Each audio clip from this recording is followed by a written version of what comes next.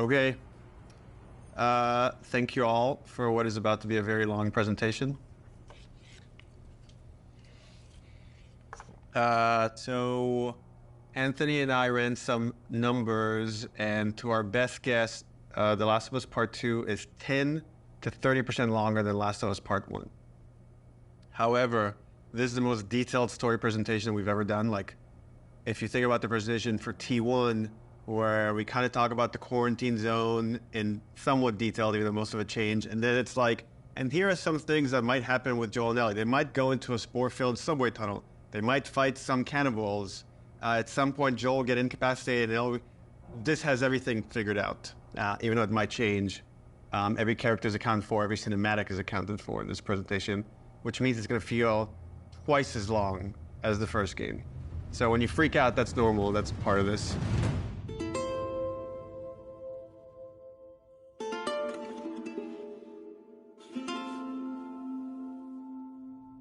Oh, this is about an hour and a half to 2 hours, so hopefully you got your pee break. Okay.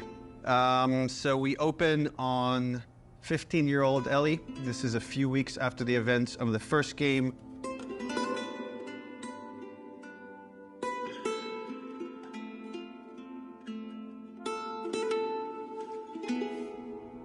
There's a doorway leading down to this basement, and Ellie sees Tommy, and he's just finished climbing out of this basement, and he's hurt bad, and he's rambling about something, needing to go after these people. Ellie's trying to ask him what happened, where's Joel, and he doesn't make any sense to her, and she starts to go downstairs.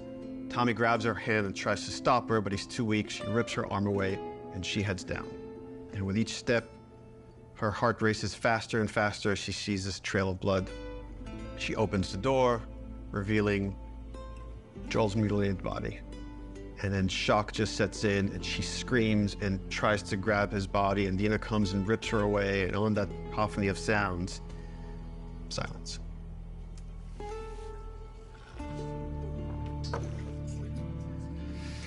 Oh, we're just getting started.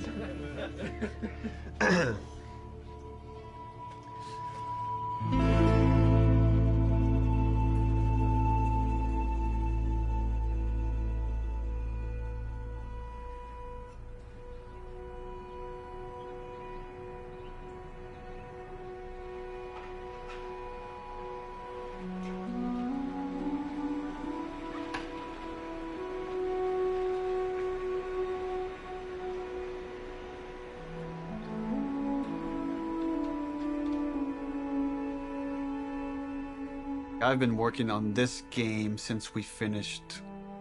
Well, really been thinking about it since we finished The Last of Us. So many people were like, Last of Us 1 is so perfect. It should never have a sequel. They shouldn't make a sequel. They're like, oh, it wrapped up super great. But I think actually, if you look at the ending... Swear to me that everything that you've said about the Fireflies is true. Ellie is accepting a lie. I swear. Okay.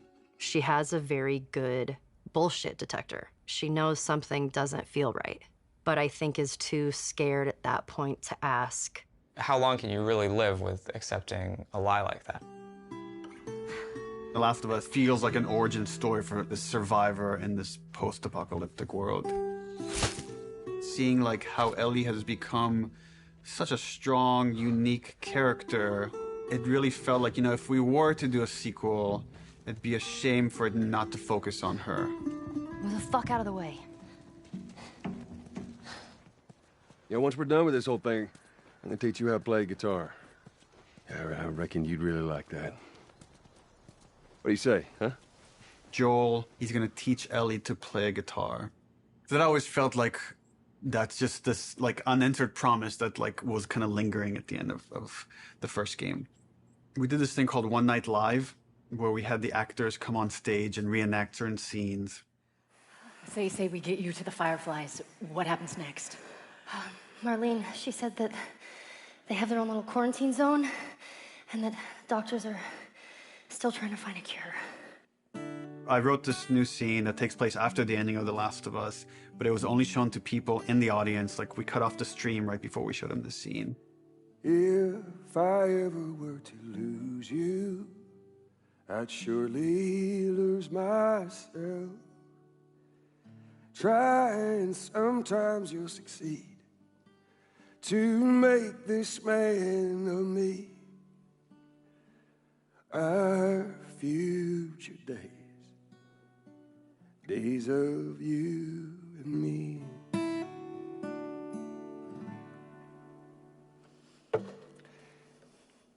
She's yours. No. I don't know the first thing about this. Hey, I promised you I'd teach you how to play. That scene ends with Ellie holding the guitar and playing one note. And that image was so strong in my mind that I'm sure that kind of trickled into this idea of this trailer. So I started working on some concept art, kept fleshing out the story. And as it felt like it was kind of gaining momentum, Uncharted 4 needed all hands on deck. Naughty Dog had always made one game, and as soon as it finishes one game, it works on another. When I started on Uncharted 3, we were starting to experiment then with trying to do 2 teams. After we finished Uncharted 3, I jumped onto Uncharted 4. At some point in time, Uncharted 4 was coming down to the wire, and it's just, we had to shift resources, and pretty much everyone just ended up on Uncharted, trying to finish it up.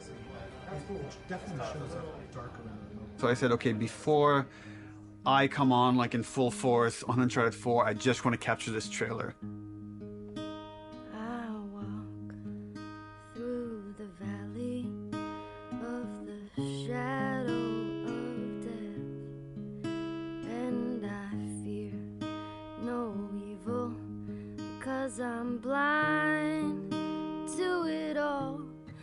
Said I walk beside the still waters, and they restore my soul, but I can't walk on the path of the right, because I'm wrong. During the entire production of Uncharted 4, that's all I could think about. I had a lot of investment in Uncharted 4, but the day we were done with Uncharted 4, went right back to that trailer to wrap it up. Anything for this shot that's still happening? Not in animation. Of the shadow of death. This one feels kind of strong to me. Drawing a lot of attention. Can we tone that down? Yep. Actually, my biggest fear with this announcement is that it leaks early. More than anything, I have nightmares about this trailer leaking early before we get to PSX.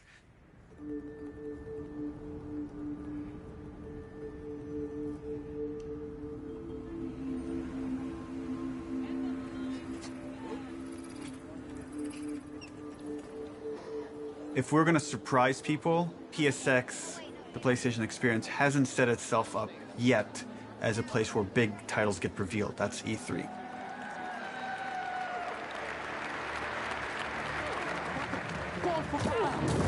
No!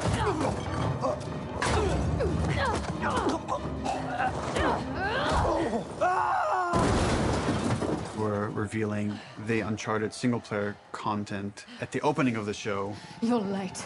I thought you were professional. Oh, you should relax. You'll live longer.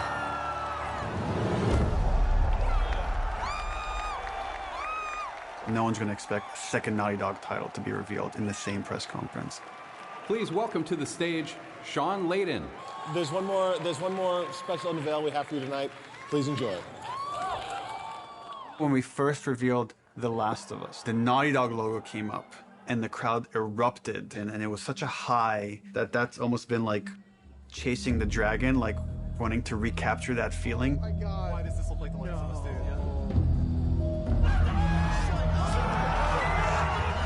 Playing it at this surprising moment, I'm hopeful it will have a similar feel.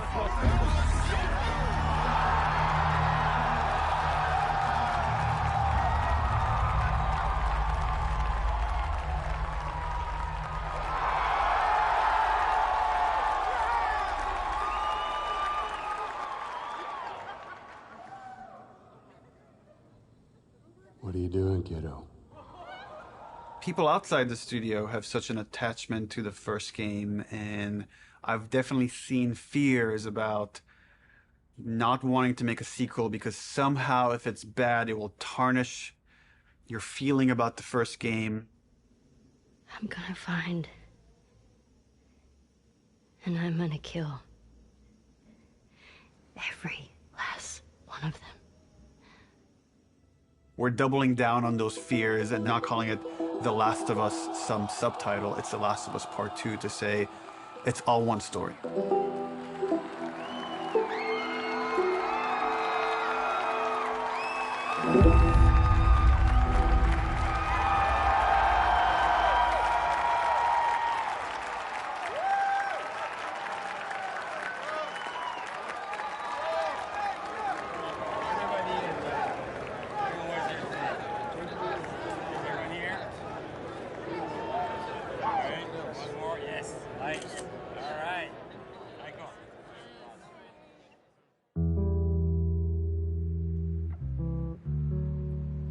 The concept for the sequel had to feel compelling enough, have enough weight that felt like, okay, this is an experience worth creating, worth spending the next 3 years on. I became really intrigued with the idea of the cycle of violence and how like certain events would trigger acts of violence that then would beget more acts of violence. It's almost never satisfying. It never brings the person you love back. And despite you thinking it's going to bring some closure, it doesn't. We just need more empathy. Wouldn't it be awesome if we could create an experience that lets you safely explore those feelings? With that theme, all of a sudden everything fell into place and this outline emerged. The whole catalyst for what starts the second game is Joel killing the doctor.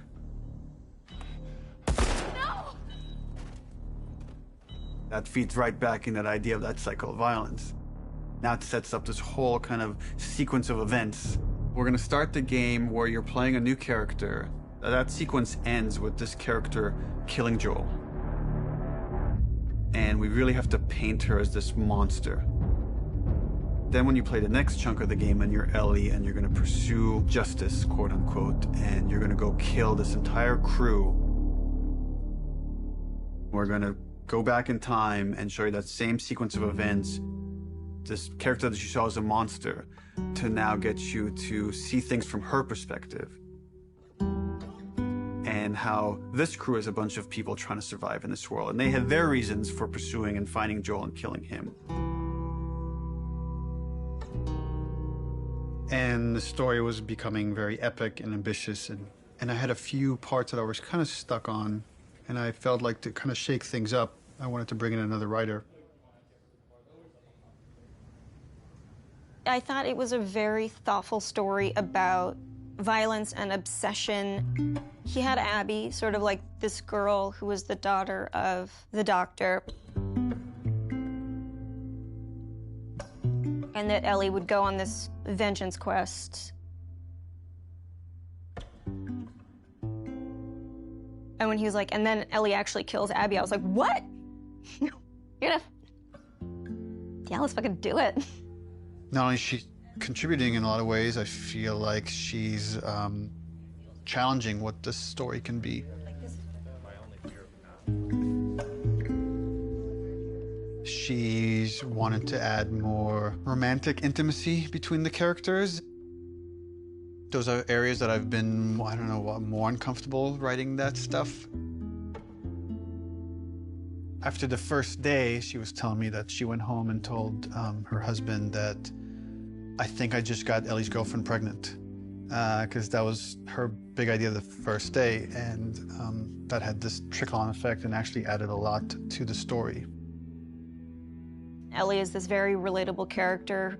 I thought she was a perfect vehicle to challenge this notion that violence doesn't have a cost, because it does have a cost in reality. It's going to ruin this girl.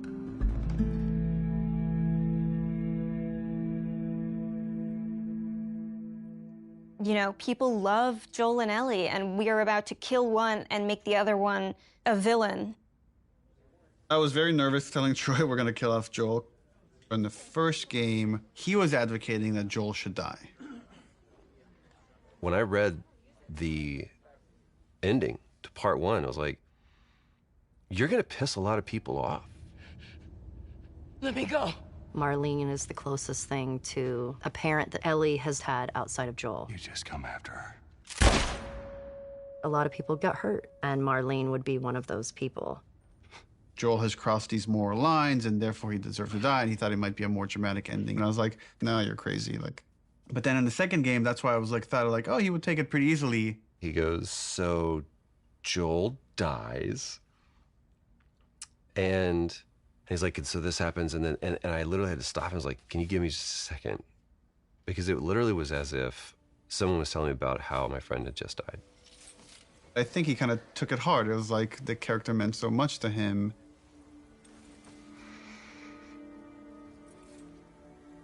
We're gonna kill off this character. His role is gonna be much smaller on this one. All of a sudden, it was, please don't take this from me yet. Ellie is scared to be alone. Everybody that she's loved up until that point, she's lost them.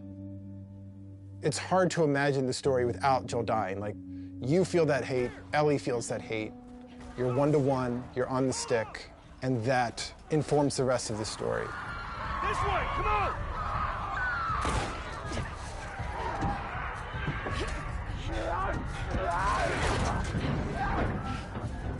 You okay?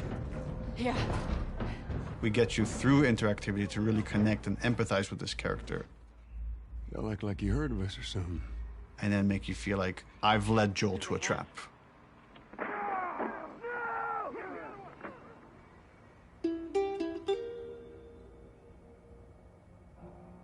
When we started out making Last of Us Part 2, Neil actually wanted to be very ambitious about changing the game almost entirely. In the first, 4 or 5 months, the game was actually kind of an open world, inspired by Bloodborne.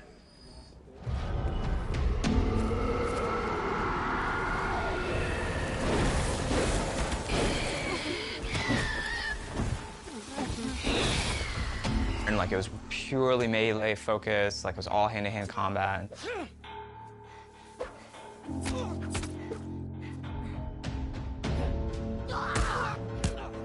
It wasn't just the melee combat, we were also looking at sort of layout structure. Bloodborne had a very sort of an open space that sort of kept getting bigger and bigger as you explored. I really like that feeling that you get of mastery over the world. It starts to become kind of almost a character in the game itself. And so that was also something we were looking at.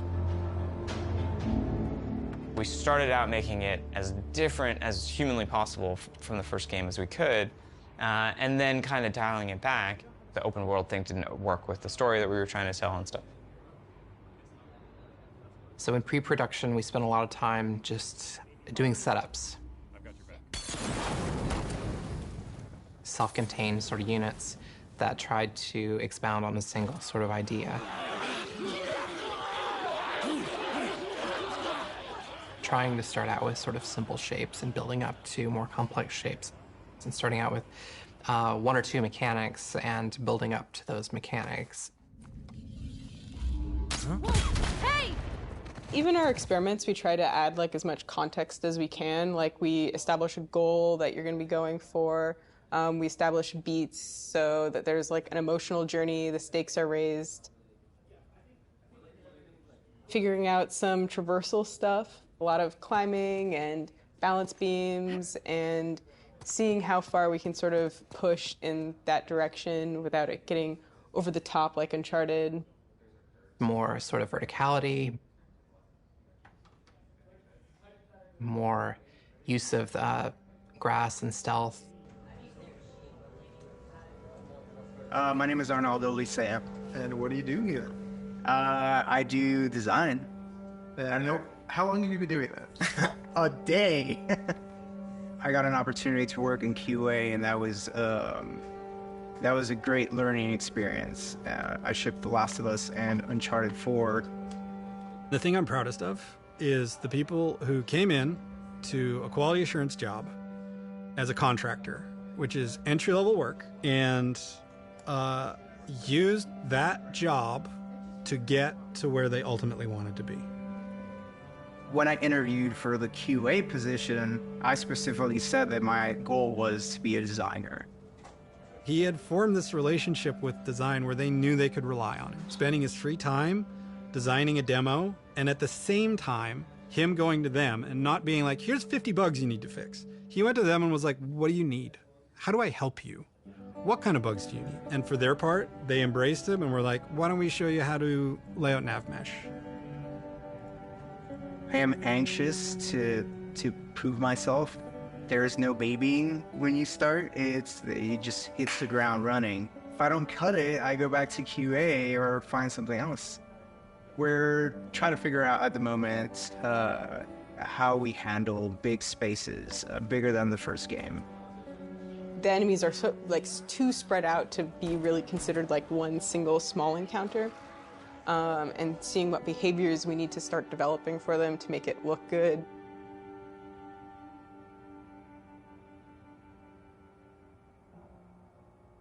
The opening of Seattle, that whole section was pretty slow and quite linear in the level design.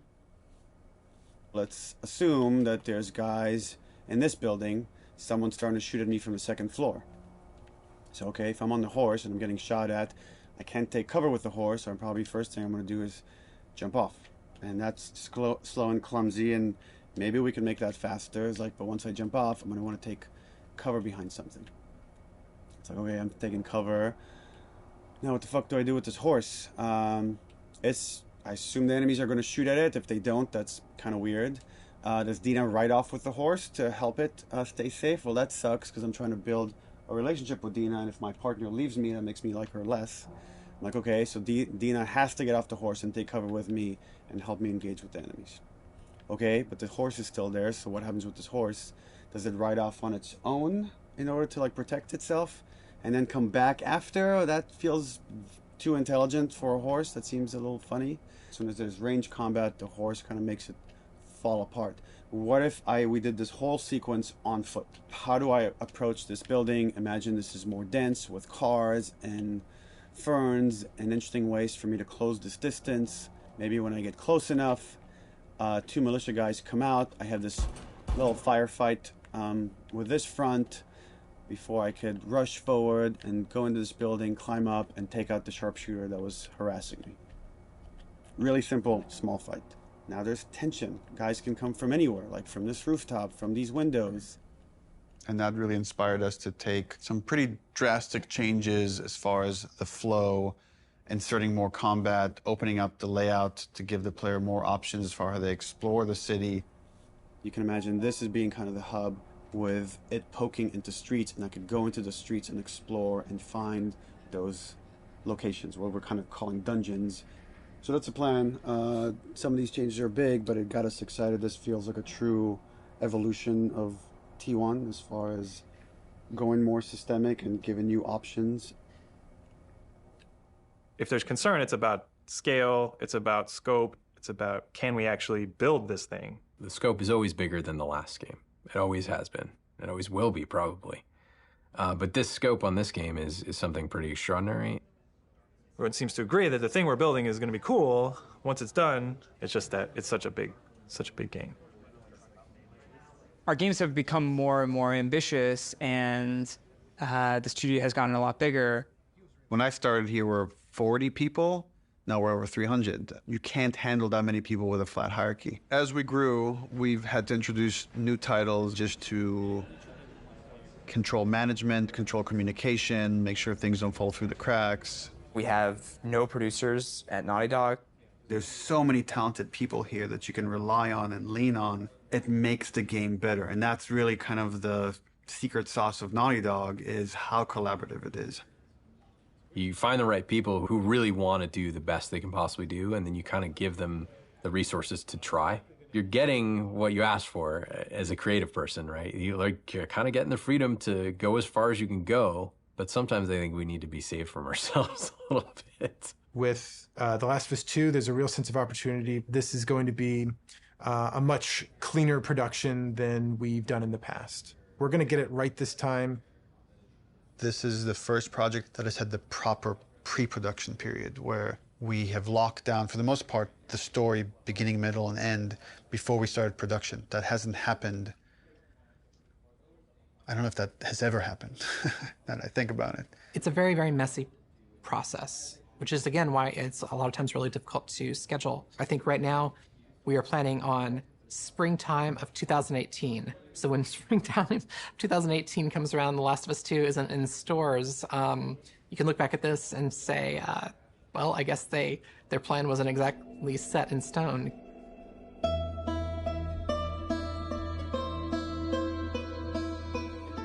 Historically, we've done very poorly at being efficient without the pressure of an external deadline.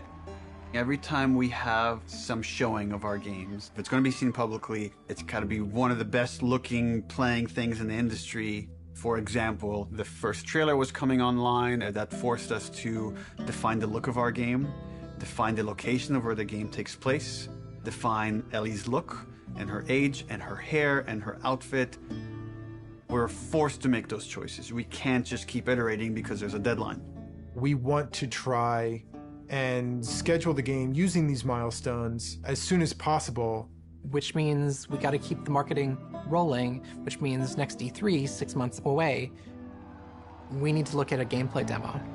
E3, it's always been the biggest and most extravagant showing of the game industry. There's something special about the energy of E3. We need to figure out what the gameplay is, because right now it's just we've got a bunch of like cool prototypes and stuff like that, so it's scary. But we work well under pressure. We were hoping to be really aggressive and show at E3 2017 just to really kick the project into gear as fast as humanly possible. We want to break it up into a roughly 2-minute cinematic, a flashback sequence that will set kind of emotional context for what will then go into a 5-minute gameplay sequence. We want to do this festival within Jackson. Like there'll be like a live band, and we're just seeing people lively having fun. And for the crowd, are you thinking 30 plus people? Frank says we could do a 30 variation. I think we can make that work with 30. Yeah. Dina pulls Ellie onto the dance floor. Ellie's dancing with her, is making all these guys jealous, and then Dina says, "You want to make them really jealous?" And she leans over and kisses her. And on that, we do a hard cut to Ellie in the middle of the woods. So the idea is we shouldn't see any buildings, just woods, water, ankle-deep water rushing underneath her. What about rain? Are we still doing rain? I haven't discussed it with the other guys, but... That demo that we show externally for the very first time is setting the bar for the rest of development. But the problem is we're also working on Uncharted 4 Lost Legacy. So E3 is June 13th, which means probably we want to be done, what, like 2 weeks before that, which is 4.5 months from now. With Lost Legacy shipping at around the same time of E3, there are shared resources between the two projects. Especially sound and particle effects, so they were all on Uncharted. When it comes to the polish phase, both we're polishing this and that at the same, and SPDLC at the same time. I don't think there's any specific item that needs to be worked on, but I think there's going to be programmer time doing both those things. And there are going to be times when it's like this needs polishing in E3 and this needs polishing in SPDLC, and like we're going to have to compromise the times maybe. We kind of just didn't have it at the forefront of our minds that, yeah, they're frickin' shipping a video game. It's literally the hardest part of making the game is shipping it. And we were trying to ship a demo, the second hardest thing you can do, at the same time and sharing a lot of their resources. So one thing would be helpful is to find out what are the items that you feel like you're most worried about. Like let's say rain. We could do this thing without rain. So if that helps you a ton, we can make the decision now to remove rain. It would definitely help. How about wet hair? Well, if she's going to be swimming, then we can get around that, right? How about no swimming? Puts on a cap. If her hair... I got like a really clear energy of the meeting, which was how do we shrink it? It was such an impossible task. You can't help but start feeling some doubt, some anxiety about the leadership, not understanding the logic of it. I think like anybody else here, I was definitely ready to roll up my sleeves and figure it out. Alright guys, we're gonna try to keep this pretty short. So after yesterday's meeting, there were a lot of side conversations, and there was sort of a sentiment about how much work there was to get not only this demo done to ship the Lost Legacy, and it matched up with feelings that we were having. So we started discussing the responsibility of actually attempting this, and started to feel that it was a little bit irresponsible. That if we were to try to meet both these deadlines, we could probably do it, but we would end up doing a lesser job on both projects, both deadlines, than we would if we were doing them individually. And feels like they're both important enough to give them the due attention. So the conclusion that definitely is there is that the demo that was discussed yesterday will not be presented at E3. Does it mean that our main point should be just focusing on more shipping before? The Lost Legacy? Yeah. Yeah, definitely. But I mean, we should still try to. We don't, like I said, just want to just completely halt work on this, and all hands on deck on Lost Legacy. The idea is still to finish the demo, just to give us a buffer, so that these two deadlines aren't overlapping. Okay. It's just now we have more time to work on this demo properly without the pressure. Once that meeting happened, it was just like, right, of course. I'm not in the Twilight Zone. It makes sense not to do this. It felt really nice seeing the leadership kind of having the team's back and seeing the logic of the situation in front of them. That's it. Cool. Thanks. Okay, so are you pissed off? Am I pissed off? No. What am I? I guess in one sense it's relieved, because there was concern of whether we could hit the quality that we know we need to hit for both Lost Legacies and for what was going to be our E3 demo. And then on the other hand, it's kind of disappointing, because I was excited to get this demo done and get it out there and get the reaction, but now it's going to have to happen at some other point. What we've decided to do is deliver the demo at around the same time, but that's going to be purely internal, and the demo won't be 100% shippable. Gameplay and design and animation are going to be locked in June.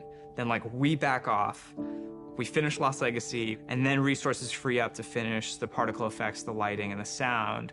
And then we ship just the glossiest, best-looking demo you've ever seen. We burn that to a disc at the beginning of January, and then we don't touch it again, and nobody sees it until E3. It's going to be really interesting to see if we can really, really commit to being done, 5 months, 6 months in advance of E3, and not be tempted to say it could be a little better, let's go back. People are just chatting. I'm writing stuff. And we really just need to have the discipline not to do that. But that then left us as okay, what's our next marketing beat? What are we going to show next from this game? So now we have a new plan where we're going to release a cinematic around PSX time. I think we're going to do it at the Paris Game Show. This seemed like a pretty intriguing scene to introduce Abby. That whole scene is going to be our next marketing beat. And then we're not going to say much about it, about how this fits into the game, where it fits into the game.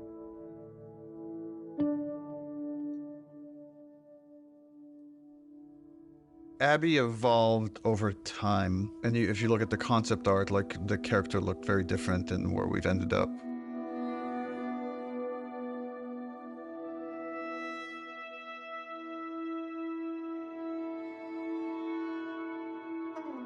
And I don't remember at what point we decided to go with someone really kind of muscular and broad, but I remember once the idea came up, it felt very fresh. Once we sort of nailed down the body of Abby, we played around with different ideas of how we wanted to accentuate her arms or not. And there's something interesting in Abby feeling a lot like Joel.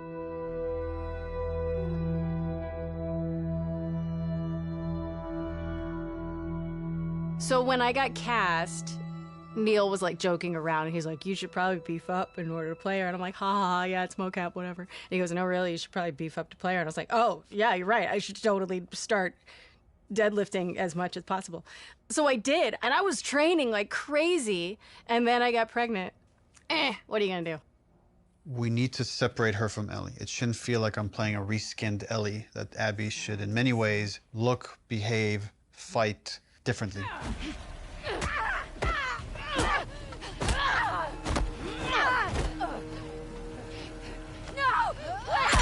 So in gameplay, we've discussed, well, she needs to have different upgrade trees. It means we have to make the investment of capturing a whole different moveset for Abby. We can't just remap Ellie's animation onto Abby. Holy fuck. Abby has a fear of height, and there's stuff we're doing with the camera to make you feel vertigo. And that helps build empathy. It makes this character real. We let you both live, and you wasted it. She's aesthetically a very intriguing and iconic and powerful character. Abby, who are these kids? They saved my life. Can you take a look at her? Once she's killed Joel, what is Abby's motivation? What is she trying to achieve? Her redemption is really taking care of Yara and Lev, these two kids that are from a warring faction. You know, she has been taught to hate them. There is an inherent xenophobic reaction to them. It's about saying, can you come to love your enemy? Scars built all this? Seraphites. Yeah, I was gonna say that. These are kids that grew up in a very different context as Ellie, and, you know, how they live their lives and experience the world is totally different. Got your present. I'm getting really attached to Lev. He's been able to keep his head up despite losing so much himself in a world that is so harsh. We're taking too long. Can't move any faster. I won't do your sister any good if we're both dead. I really like his dynamic with Abby. Her having this, like, fucking brassy little sidekick who calls her on her shit in a way that nobody else can. What's going on between you and your friend Owen? Oh my God, Lev, now? It seemed really awkward. Just go! Who understands the sort of sense of being orphaned in the way that a lot of people can't. How long have you two been on the run for? 2 days. What the hell did you do? I shaved my head. They want to kill a little boy because he shaved his head. I am not trans, so it's a very delicate thing to tell a story of an experience that I've not had. And that's something that we want to take seriously. Did you hear what they called me? Yeah. Do you want to ask me about it? Do you want me to ask you about it? No. Okay. It's really about trying to create a multifaceted character who is trans, and that is absolutely an important part of who he is, but also a part of who he is, not the whole of who he is.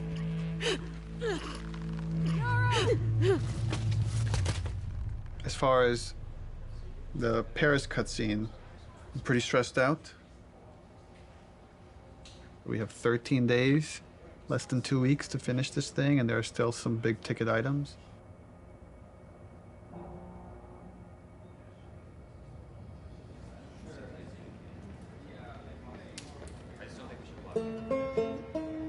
Lost Legacy turned out to be a much bigger project than we originally envisioned, but now that it's done, everyone is now on board.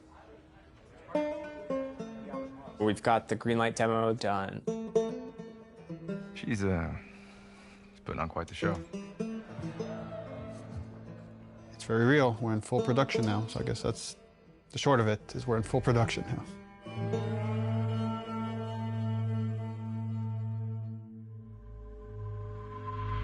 Hey everybody, PlayStation's live at Paris Games Week 2017. We've got a huge show for you starting now.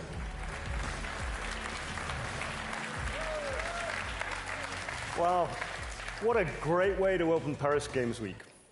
Let's have the first in-depth look at a much anticipated and exclusive title. Last of Us 2. Last of Us 2. Please, please, please be Last of Us 2. Our fans, they want to know every last thing about what's going to be in this game. Is this The Last of Us? Neil has taken the way, he kind of creates an arc or like this sense of drama, this kind of sense of mystery or like dramatic tension, and crazily has brought it to marketing. I view marketing as part of the game. It's very calculated what we put out there and how we want you to connect different marketing assets. When we first released the teaser trailer, too many people right off the bat said Joel is dead. The blown out light really fucked us in a way I don't think any of us saw coming. We actually underestimated our audience a little bit. They're so sophisticated now, so you have to get more sophisticated, like how am I still gonna surprise players and viewers? You start on characters you've never seen before in a world that like could be The Last of Us, could be anything. That creates like a really, really cool sense of tension. At no point are we gonna market that you play as this other character. What is this? Yo, that looks good though. I was so excited about working on it and I couldn't say anything. It was so rough. Oh, is she gonna cut a baby out of her belly? And then Uncharted 4, you find a comic book that shows Ellie's mom pregnant. So people already had theories that Last of Us Part 2 was gonna have Ellie's mom. Oh, if we just kind of black out the letters, she has the same number of letters as Anna, Ellie's mom's name, we'll get people to think this is Ellie's mom. Oh my God. Girl's got a good... That hammer's from the Outbreak poster. So we had that poster with the forearm of a character you've never seen before, with this like kind of wolf's head in the background. What does that mean? Kind of like prompting this mystery. You want people to feel like they figured everything out and then have the story surprise them. Man, if this is The Last of Us 2, bro, I'm gonna go crazy. Oh my God. Last of Us 2? Yes! Yes! Yes, bitch! Yes! I fucking knew it! Everything that we put out there is shaping expectation. And then the final game, hopefully, if we do our job right, should subvert those expectations in an interesting way.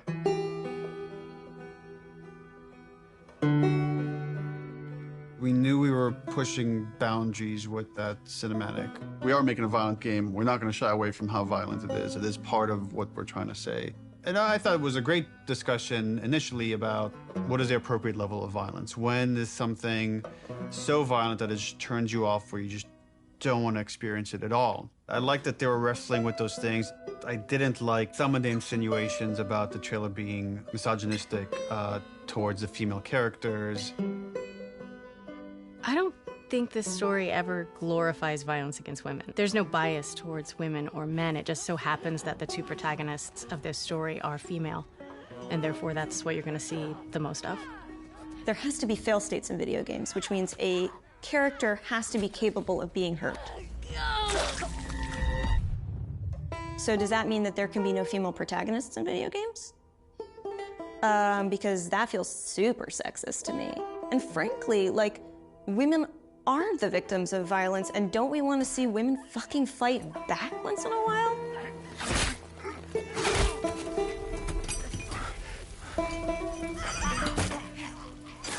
That character, her hand getting hurt, it has consequences for hours of gameplay to come. One article even like asked the question, were any women involved in the making of this? And it's like, yeah, the co-writer, the lead character designer, the lead character artist, all the actresses that worked on that scene. I am so fucking... Here's what I hate about that article. I'm sorry. Do a modicum of fucking research, just a modicum of research, just like a little bit, before you put something out there to suggest that no woman could have worked on this because of the level of violence, because there was violence against women, because it is a video game, is so fucking sexist. I like watching graphic violence. Does that make me less female? Like, I like having a conversation about what power is. Does that make me less fucking female? I like working at a video game. I like playing video games. Does that make me less fucking female? Like, suck a dick. Don't put that in. I can't. I can't. Neil's gonna say put it in, but don't. I also don't represent all women, but I represent, like, I can represent this and say, I fucking wrote this. I wrote this. Like, I literally wrote the sentence, and then Yara eviscerates eviscerates his esophagus from his throat. I wrote that sentence. That is in the script, and I fucking stand by it. I'm afraid of being turned into a token rather than the truth, which is like, we're being thoughtful about the female narrative. These characters are more than just their vaginas. If you want to have a serious debate about feminism and feminism in video games and female depiction of violence, and you need to not see it as a binary conversation. It is an incredibly nuanced conversation. You cannot make blanket statements, and you cannot make presumptions. Fucking do your homework.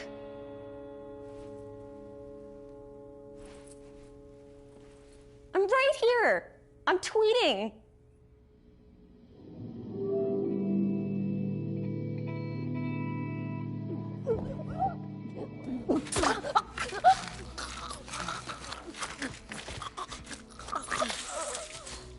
The tone of the violence in the game has always been important to portray as realistically as possible.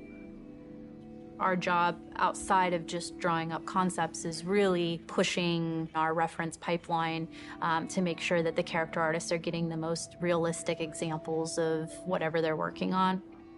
We can't find certain things, so we make the reference ourselves. Simulating rain on wall. 1, 2, 3.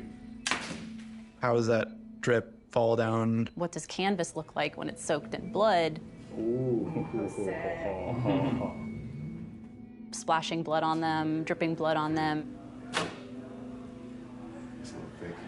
Nice. We put down some wet mud, pooled blood onto it to see how blood would react to a wet dirt surface. So there's like little pieces of grass and like twigs and things that carry through, like there's actually movement following the edge. One of the animators got a piece of lamb and we stuck it in Yara's shirt sleeve and hit it with a hammer. Here we go.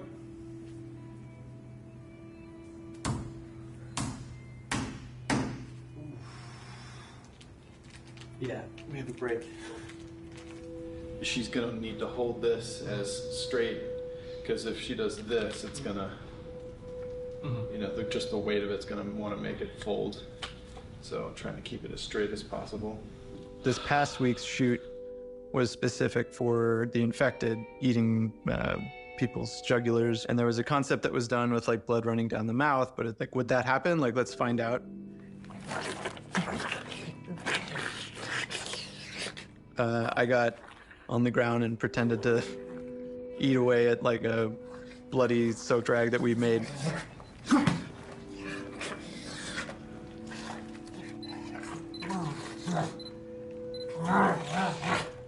It produced some pretty surprising results because like most of my face got covered in blood. Look up a little, John, but yeah. Teeth? People here will go to that length of trying to make sure that things feel as real as possible. Yeah, we do a lot of crazy stuff here. Nobody gets hurt, but it's really hard to see these characters that you spend so much time with and, for lack of a better word, kind of like, you know, birthing into existence, tortured and abused.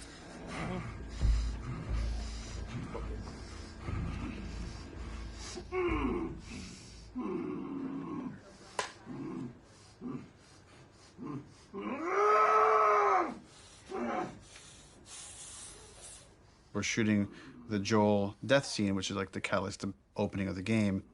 This scene has all of Abby's crew.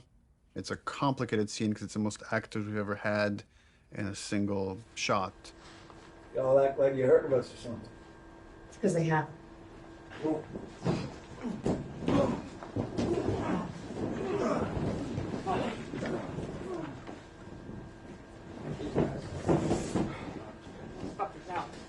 Or Joel doesn't die. Just me out. Now that you got that, hold on. Hold on, sorry, yeah. The minor line So change. then what happens is Yeah, all yeah. of us become friends. Knowing what was going to happen and knowing how it was going to happen, I got very fearful. There's so much weight to this scene. This scene has to be right. It's really difficult to reshoot it if we need to. Within the first game, having to call Troy and Hannah back to reshoot Sarah's death was very, very, very difficult for me.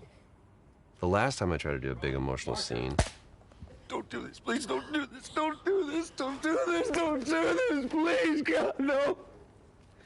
Oh, God, no. that didn't go too well, and we had to reshoot it. Don't do this to me, baby.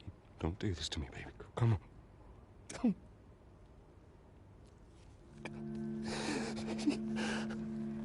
How the hell am I going to play this? Like, how are we going to do this? I don't know if I can do this. I don't know if I have the chops. Am I going to put Laura through this? Because I know how hard it's going to be on her. Audio. Camera. Speak. Rolling. Take one, Mark. Action.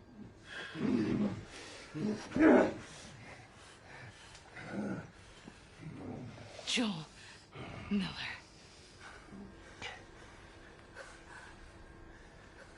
Who are you? Guess. Why don't you just get out whatever speech you rehearsed? Get this over with.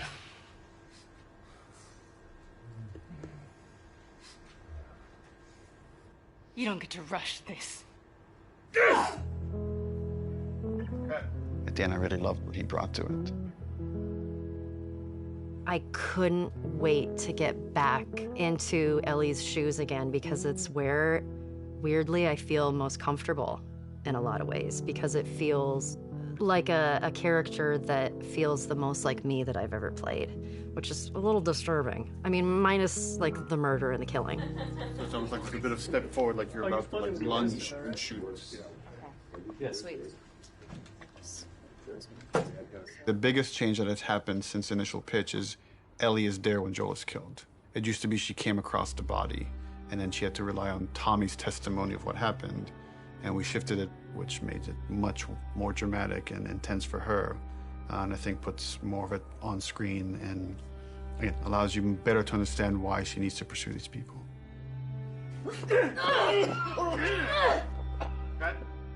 The hardest part for me was looking over at Ashley. No! No! Knowing that Troy was gonna not be a part of it as much was really hard. And knowing that Joel was not gonna be in Ellie's life anymore, it was hard. So much of that day kind of feels like a blur because there were so many feelings involved in it. What I had to do, I felt was very, very little. There's one reaction, and beyond that, we're on Ashley. There was no acting. There was pure, raw emotion. I'm staring in the face of that. Joel!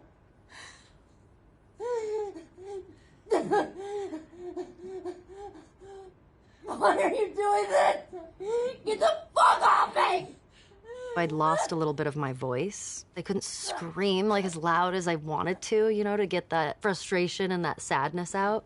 Ashley was behind, crying, and God. And knowing Abby was taking this away from her was very difficult. And so I was crying when we were filming that scene.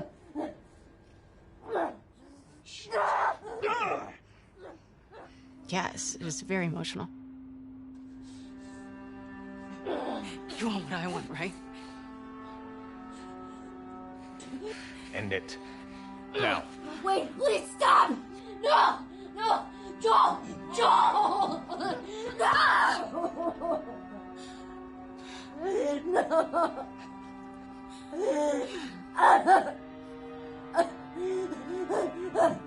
We want him to die in this really unforgiving sort of way. Like, it needs to feel senseless for you to say, fuck these people, I'm gonna pursue them to the ends of the earth and make them pay.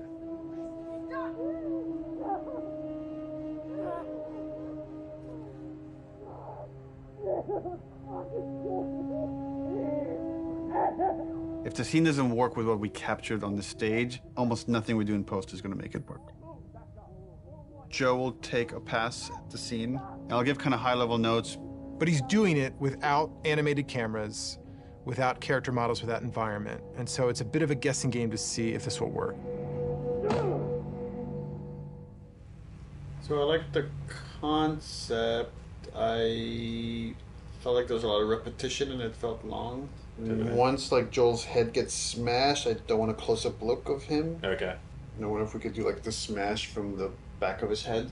Yeah, I'd want So it. just like it'd be like a black shape, and you see like a silhouette change, and like blood starts pouring out, but I don't focus on it. Like I don't see the details. Mm-hmm.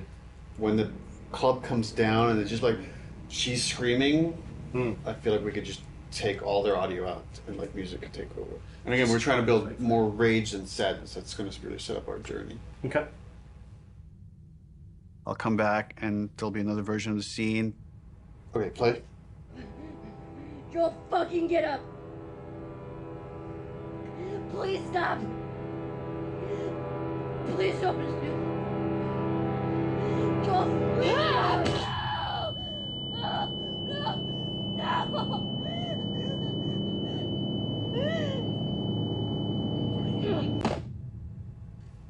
Overall, it's fucking awesome. Like I got emotional just the part where before he gets killed. It feels so fucking tense. There certainly is still a ton to do. We still have like 45 scenes that haven't even been looked at yet. It's terrifying given our deadline. The process right now is just getting Neil. We just need to get Neil into the room.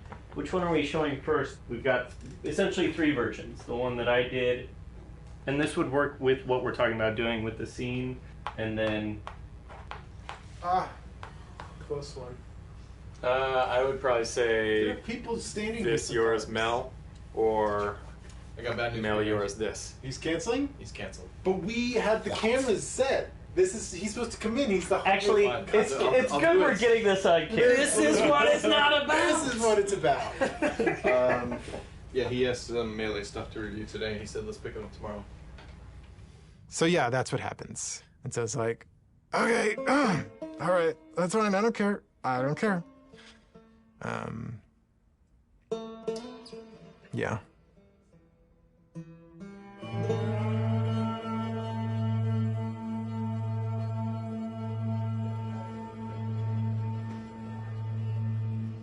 I get called up to Neil's office one day.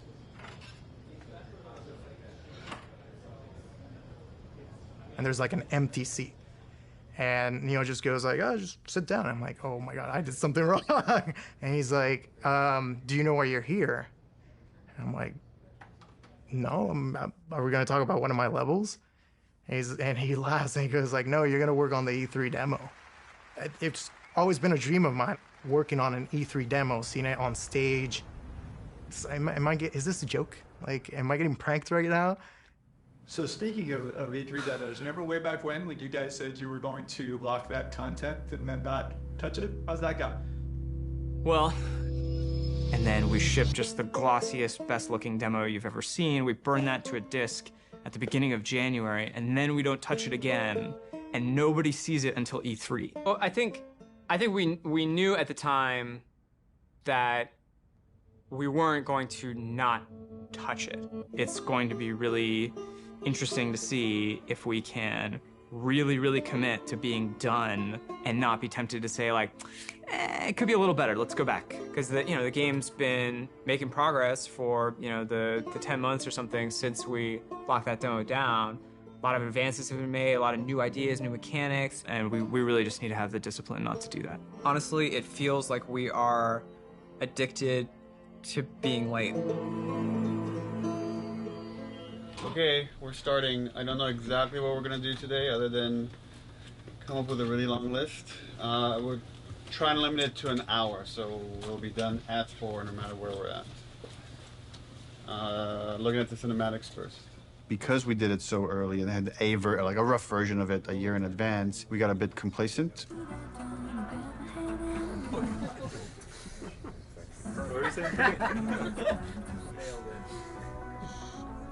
She's putting on quite the show. Sure is. Where are we on getting physics on these strands? We are working on it. So for next time? For next time? Yes, absolutely. We didn't scramble to figure out what it is we're going to show. We had the structure of like the festival going into this fight in the woods in Seattle. But it was harder to build the momentum we usually have. And I think that panic just wakes everybody up, and felt like it took us a bit longer to get there this time. So then you go in as if to kill this guy, see somebody over there. Oh, breaks 50% of the time, but use your imagination.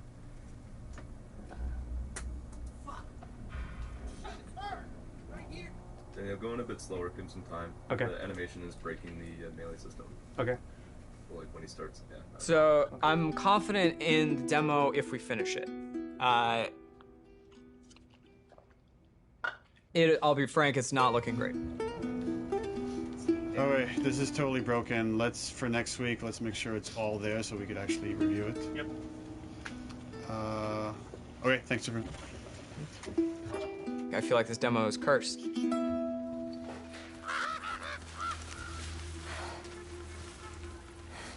The E3 demo. It was a version of our original Greenlight demo. But I had to make it fully playable and shippable. Viper! The first thing I did was just basically take that space made by another level designer and put just enemies in it and start fighting. But when I started playing it, I remember like it wasn't there. That parking structure was way smaller, so it felt more cramped.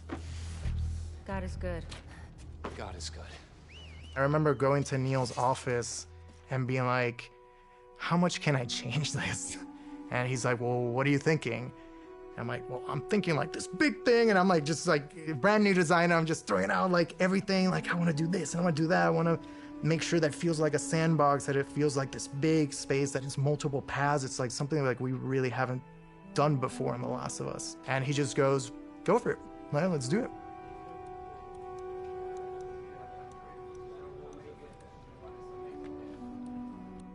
We picked a location in Seattle that essentially is probably the hardest lighting scenario we would have to pull off in the game. I wanted to get the overcast look nailed because so much of the game's dependent on that. How do we pull off this look? Can we pull off this look? Everything felt a little muted, and we were losing kind of that next-gen quality of our engine. Like for a second, we actually turned the sun on in the demo. But we lost the mood of that overcast kind of blue look. That moment was really rough for me. Just felt like years of my life that potentially would have just been like wasted on this pipe dream of a look. Well, we were struggling, like last summer, it was like a fine balancing act. Is this whole thing just gonna crumble? Like, is the whole direction like now gonna have to change for the game, not just this demo? Have I steered this company wrong? Took some really big iterations and tried some crazy ideas, and we came up with kind of a hack. We talked with the programmers and found a few settings that actually gave us exactly what we wanted. It was really like one thing. We faked the sunlight within this kind of ambient look so we could get some directionality of the lighting. That it was like, oh, if we do this one thing, it actually got us the look we wanted. So like, I'm glad that happened. For this game, there was a major push to make a new volumetric fog system. It's not just like a kind of an overlay on top of the screen. That's why it's called volumetric. You feel the volume of it. It's gonna be a little bit thicker near the ground, right? Because there, you know, and you will see grass kind of getting through it.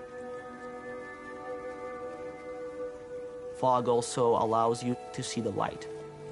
Fog adds atmosphere. Atmosphere brings everything together. Now with this game, we did add recently some new tech that allows us to make some of the water drips more dynamic, meaning that if you have a car, you will see a water, follow the glass, follow the hood, and then from the bumper, you're gonna start seeing dynamic droplets. So that was really cool. And then we can now actually also use this technology to drive blood.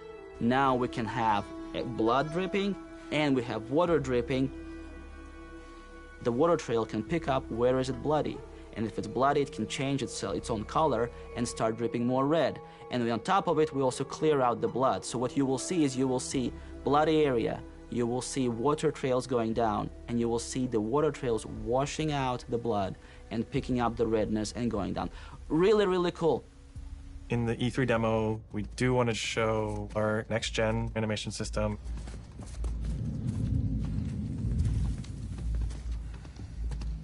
One of the biggest animation upgrades that we wanted to add to this project was motion matching. The way that it works is it takes a pool of animation data and it picks the most appropriate clip to blend together and create just very fluid and organic movement. We want these characters to just feel grounded and believable in the world, properly shifting their weight and moving the way a real human would.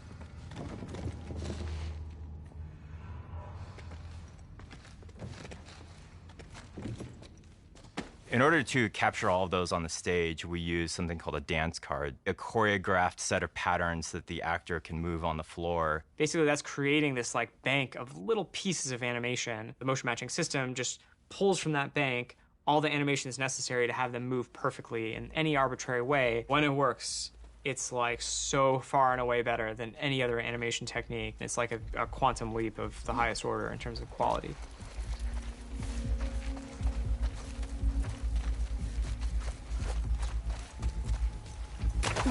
Any one mechanic is not maybe anything you haven't seen before. It's the combination of how it all comes together, the way it works with the animation system. The new stuff we're talking about is like, oh, you can be in grass. She went into the grass.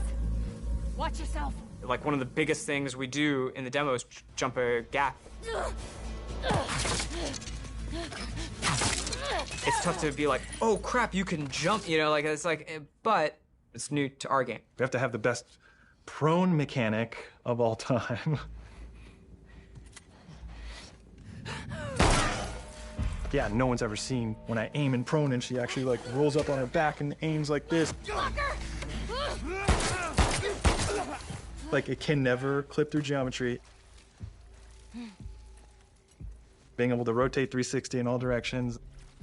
It can never like do a janky thing when she's reloading while doing it or aiming in water. There's like an IK thing that like lift her chest and head up, and then it gets too deep. Now we're in a special prone underwater moveset thing.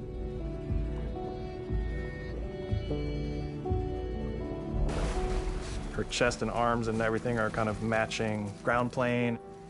Things that a player will never notice. And it's because we like purposely did it. There's no such thing as like, oh, you know, it's not as good as, you know, this other game's one, but like, it's fine. It's gotta be like, no, it's fucking Naughty Dog. We have to have the best version of the thing, whatever that is.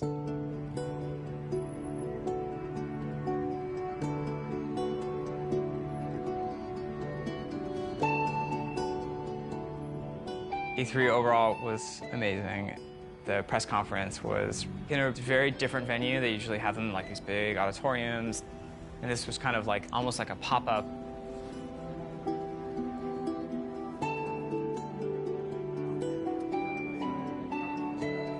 It was more like a theme park idea, but it's like in a parking lot, in a tent, in Los Angeles at downtown. They built the whole crazy church thing, which was pretty rad. It was super cool. It was better than we expected.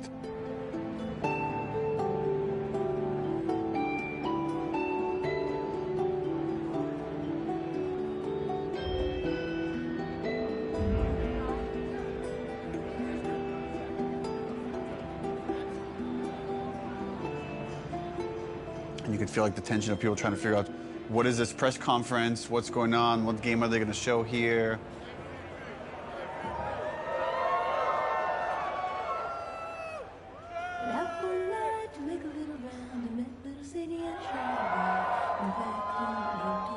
On the Naughty Dog logo, you get this big cheer. On the Ellie reveal, you get this big cheer.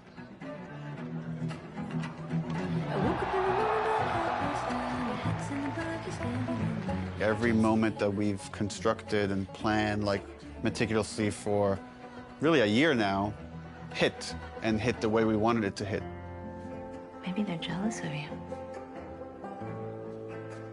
I'm just a girl, not a threat. I think they should be terrified of me.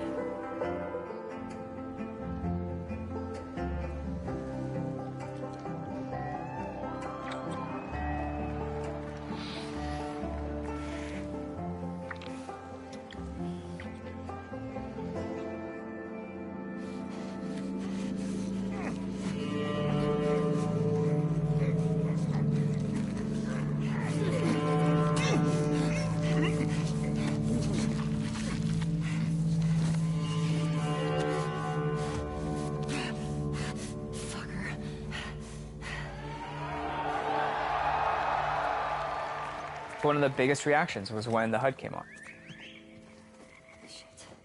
They looked at that forest and thought, there's no way it can look this good. Like, that's impossible. But when we flash the HUD and be like, yeah, that's it. This is the real game. People are not ready for this. Like, this is gonna fuck you up.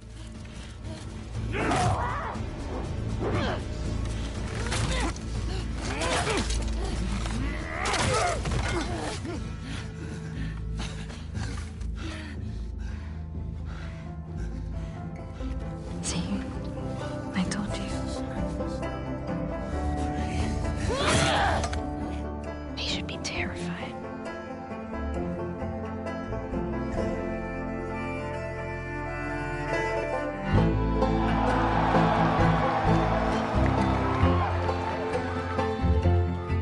It was electric. My skin was like tingling the whole time. Like as soon as it's done playing, I'm like on my phone. And it was wild. It was wild to see it just everywhere. See it on YouTube, see people commenting on it.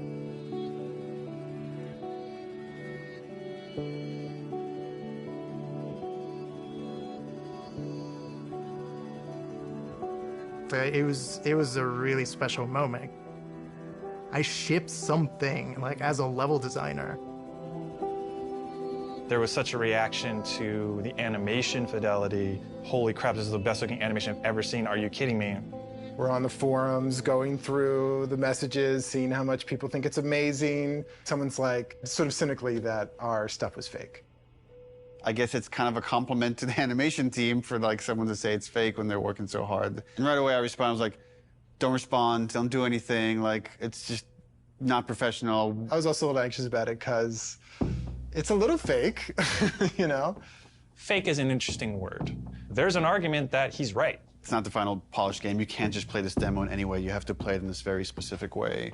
But before we even show the demo, it's like, let's not put anything in there we feel like we can't do. There was no thing of like, we don't know how we're gonna do that. It was just, we literally just don't have it systemic yet. You know, like systemically, a guy pulling you out from underneath a car, we didn't have that hooked up yet.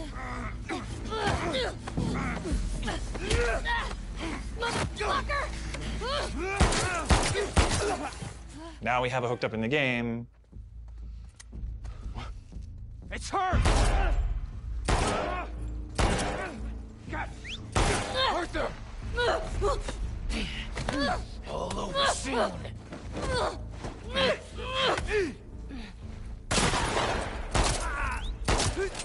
Ultimately, as we're building the rest of the game, if anything feels like it's not the right call for the game, we don't mind changing it. Like, we had certain things in the demo for the first Last of Us where, like, Joel picks up a pistol and takes out individual bullets from it and then pockets it. And, like, we could have done that, it just took too long. So for gameplay purposes, we cut that out. I was talking to other animators and they were like, yeah, man, they think it's fake. They have no idea, like, it's awesome. The same animators who made this demo are gonna make the final game, so like, I don't know what you're talking about. They were confident, which I'm glad. We knew what we were doing and we knew how special it was. it was a little bit of a microphone drop to the industry. And for many, it was inspirational, and they were excited to be able to add some of those details to their games and their future games. And for some of them, it absolutely freaked them out to see this might be the new bar that's expected for other games to follow. Part of me is like, oh shit, like, they're fucking calling us out. It's like, we have to deliver this. Like, we always were gonna, but now it's like, people have called us out, so we have to do a full body throw animation when you pick up a bottle and you're running, and not just a partial animation, because that guy fucking called us out.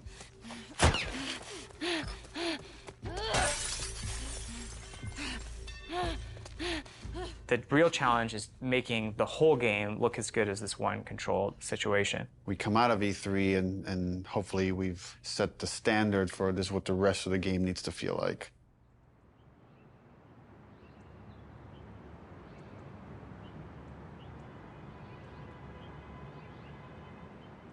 When you already know exactly what you're supposed to do in the game, you've memorized everything, it's hard to have a true experience with it. You have to bring in people from the outside to play it fresh.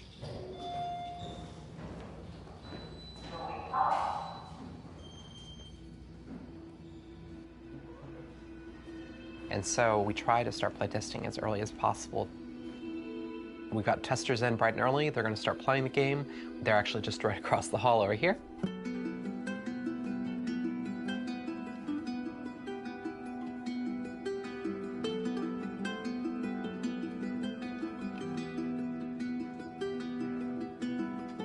It is a fire drill.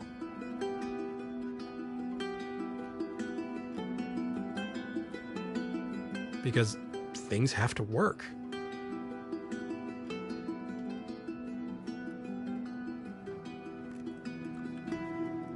So I'm currently watching the 10 people that we have in at the moment focus testing. We've got all of their screens up, so I can kind of watch all of them at the same time, generally keep track of any kind of recurring patterns or how long people generally take in certain areas.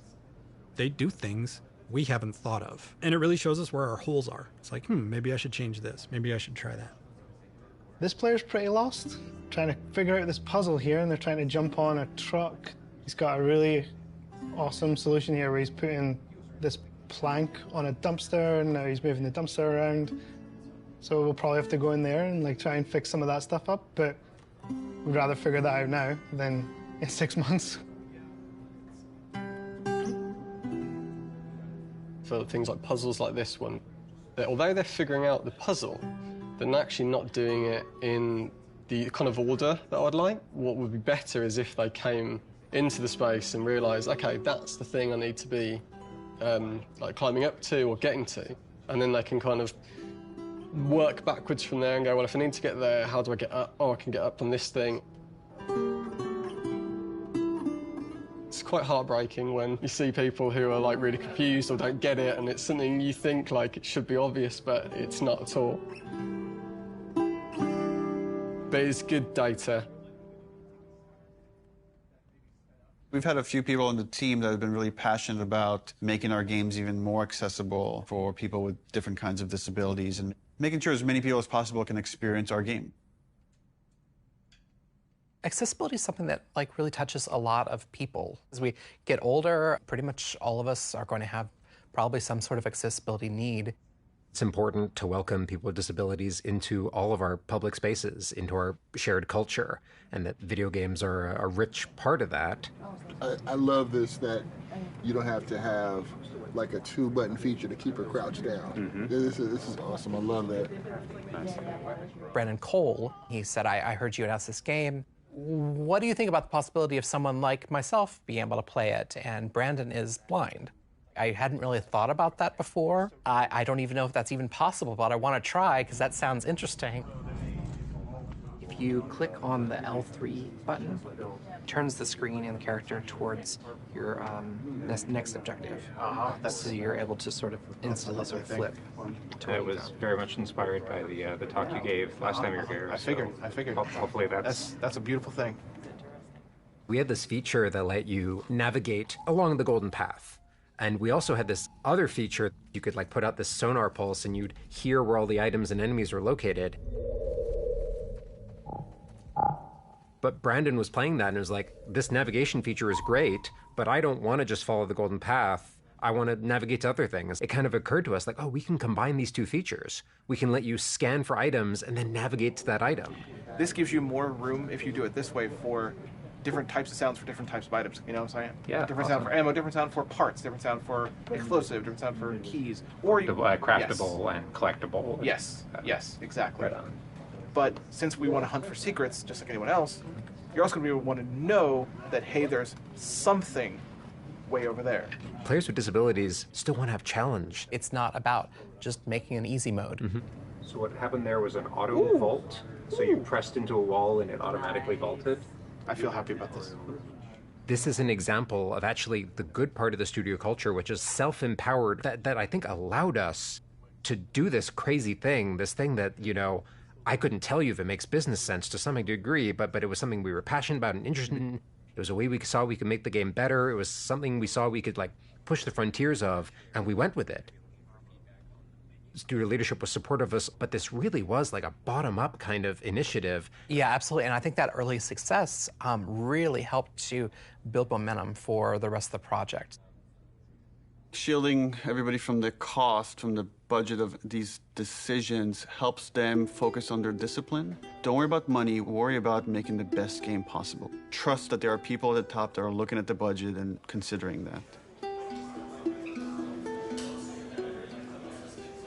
At a certain point in the project, we start offering dinners to the team. And it's kind of like an acknowledgement of like, okay, there's a lot of hard work to get it done.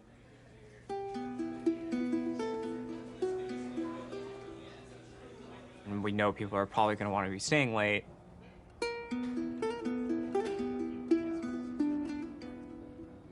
Now we are crunching. This is crunch.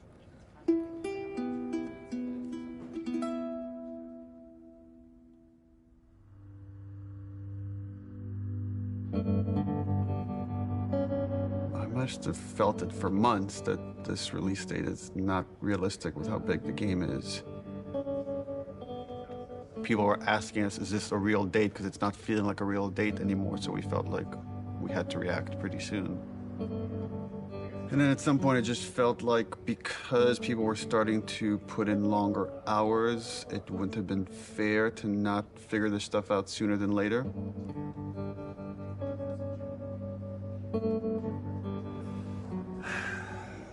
We're never gonna finish this game. If you work hard for longer, that could have a toll on you. We tell everybody, pace yourselves. It's like, it's a marathon, it's not a sprint. We settled on a February release date.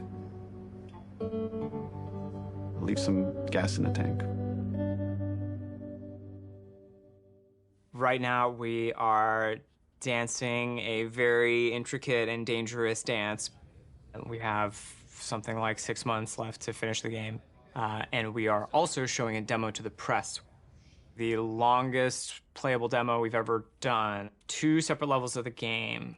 A level towards the beginning of the game where you play with Dina on patrol outside of Jackson. And then the second part of the demo is in a level that's super duper challenging. Ellie by herself, murder mode. So what we're doing for the press in 9 weeks is really those 2 levels of the game. It's unlikely that we're going to need to touch them again until the game ships. That was really the only kind of demo that we could do at this point that would still help further our production goals as well as give us this like marketing boost that we need. The more we talked about it, the more we convinced ourselves, okay, this would actually be a good time to just put out a trailer. Building these 2 major demos and a trailer next to the rest of the fucking game. And it felt impossible early on. I mean, it's the thing that's always hard for us to polish. You review these things and we're looking at all these tiny details. It's like, Even that shot of Jackson is like, where should the trees be? How much fog should there be? How much sun should there be? How should the sun hit the clouds? How we get all these civilians, the kids, do they have the proper gear? Are they wearing the right clothes? Is the tractor leaving tracks on the ground? That kind of crazy detail can only come through all these departments coming together and rising this occasion to achieve that kind of level of quality.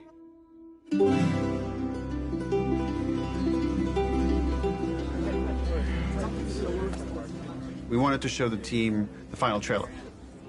Before we show you the trailer, just to say thank you to everyone, where we jumped from doing a 3-hour demo to this trailer where we had almost nothing, and it's like pretty amazing what we can do when we all come together. In fact, it's so amazing you can forget, and I've been here for a long time and I can forget. So to remind you, and maybe reignite some of that panic, we're going to show you 2 trailers. One from exactly a month ago, and one from about an hour ago when we wrapped up the trailer. So enjoy.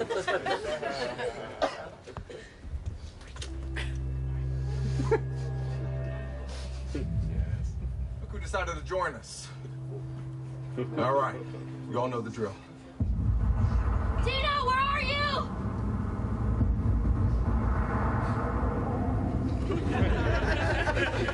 You think I'd let you do this on your own?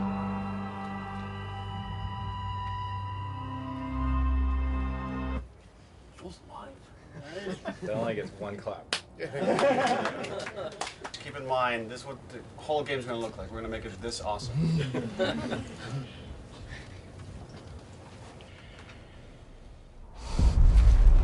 You can't stop this. This was a good reminder. Look, when we come together, when we rise to the occasion, when we do this thing that people outside the studio talk about, like this Naughty Dog magic, this is what it looks like. So when you look at parts of the game that aren't there yet, know that we could get there in a pretty short period of time when we're so focused.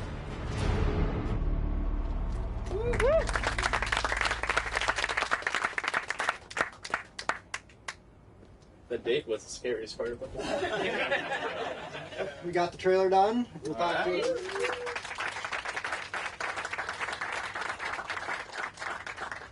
Just wanted to take this moment to run through the events of Outbreak Week, which is when the trailer is going to debut. We are going to be having the big press event in Koreatown at this giant warehouse. We're actually having 80 journalists from all over the world come. We got made sure very comfortable chairs for 3 hours.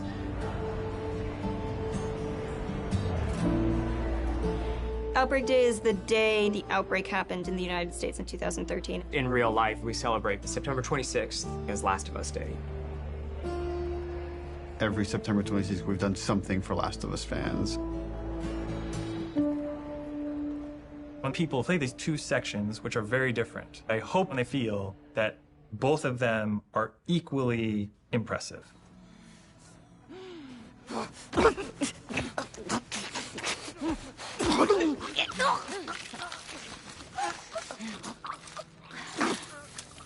When you play that first demo, you're like, that was incredible.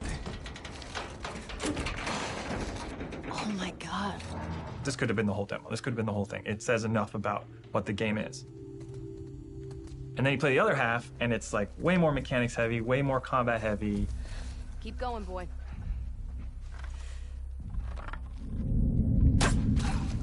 There. In the highest level of how Naughty Dog is perceived as a company, it's that we're story first and mechanics second. A lot of it is, I think, proving to the press and proving to people that, yes, we can do both. I want people to walk away and say, this is the best controlling, this is the best feeling third-person shooter. It's on the level of the best action stealth games you've ever played.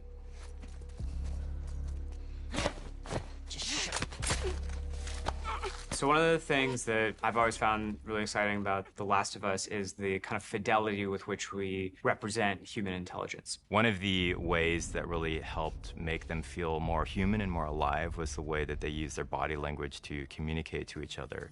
Everybody spread out. We may have multiples.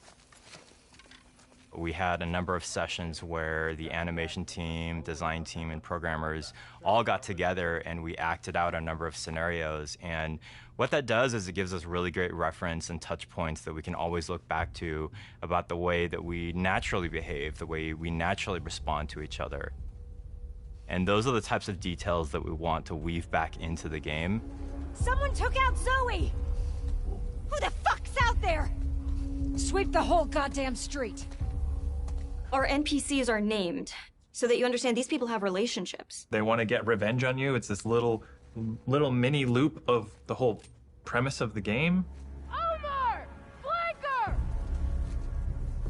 I just killed their friend and they want to kill me now.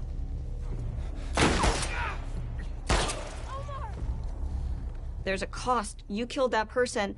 His friend now feels a loss. You know, his dog is now alone.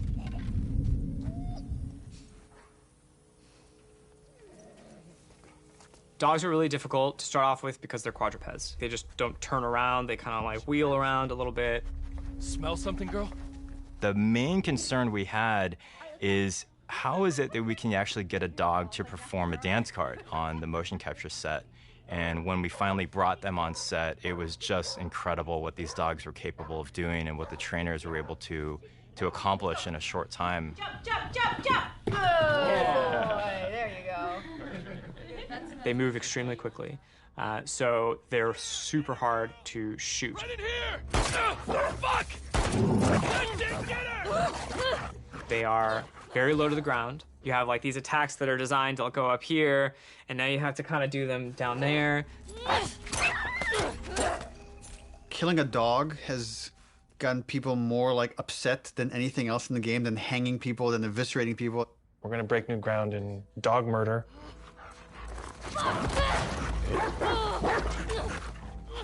We had like a new scripter start like 2 months ago. First question, she walks into the middle of the room. I have one question. Does the dog survive? And everyone's like, oh no, first name. Oh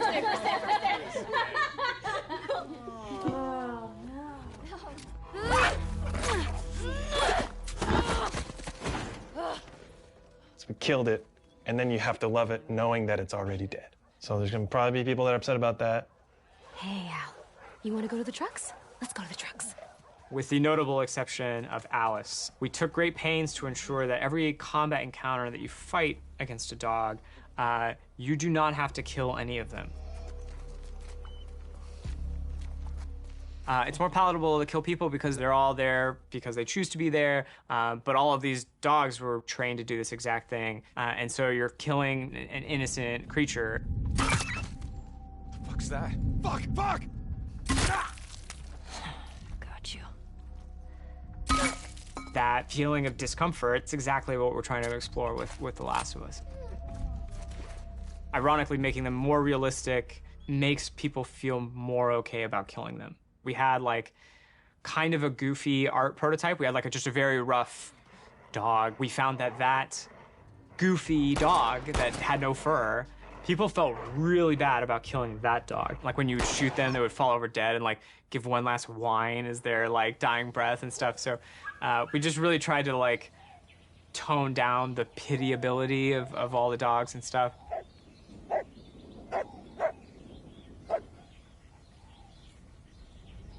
The best sound in most games are the stuff you don't notice. The Foley in the game is extremely detailed.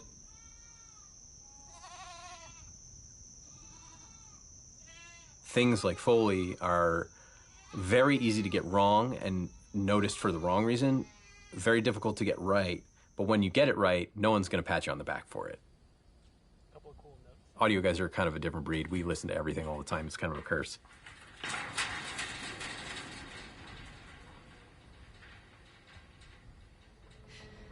Our ability to use pre-recorded assets from a library that's like commercially available has been diminished almost entirely because we have very specific needs.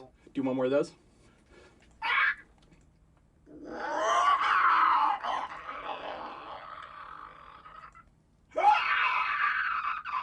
We're trying to take what we did in the first game and bring it to another level of detail.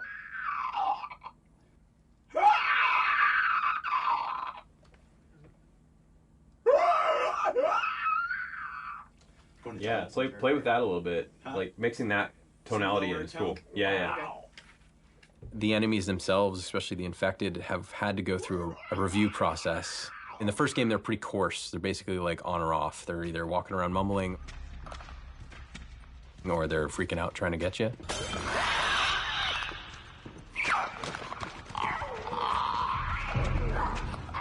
And so now we've developed sort of this like murmuration breath system that allows them to have a much more natural flow between being agitated and not.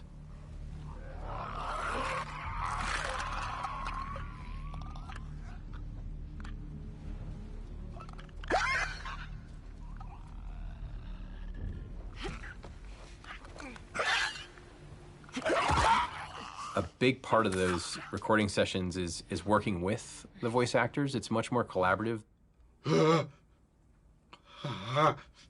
Yeah, that's cool. I kind of want to see what your more natural voice sounds like. You're basically trying to coach people that they're not zombies.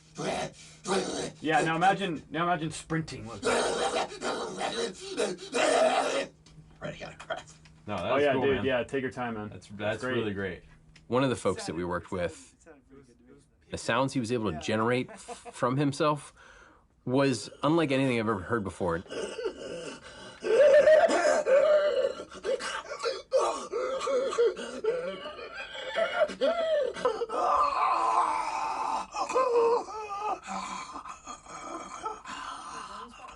Gnarly sounding roars and breaths and wheezes and really interesting stuff that I've never heard come out of a person ever.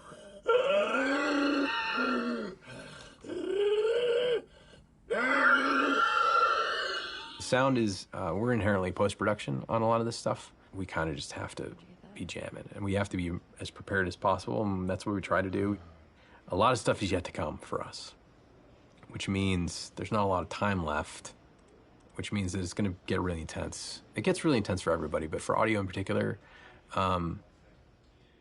we'll be here late.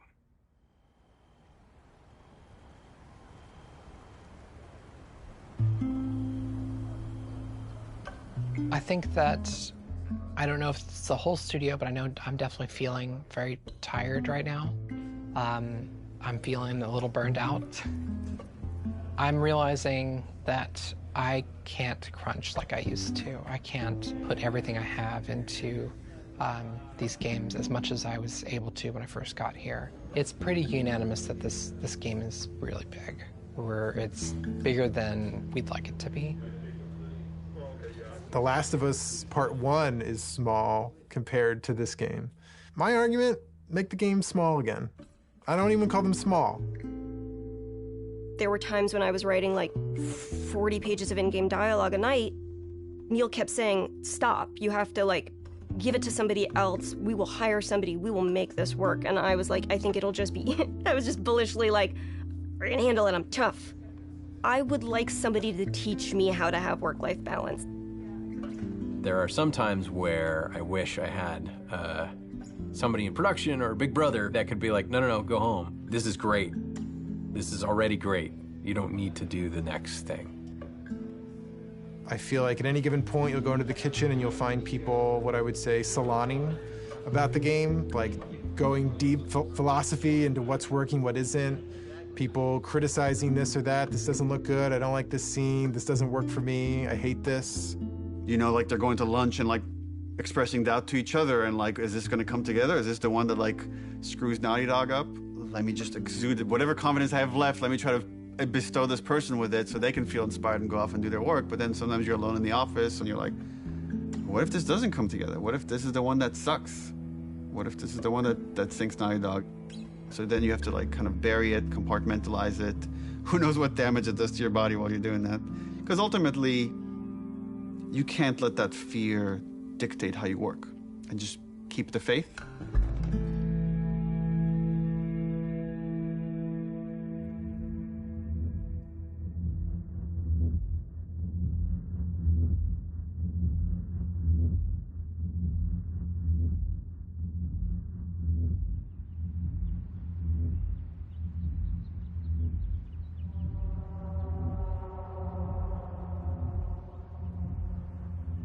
The game was just about done, was content complete.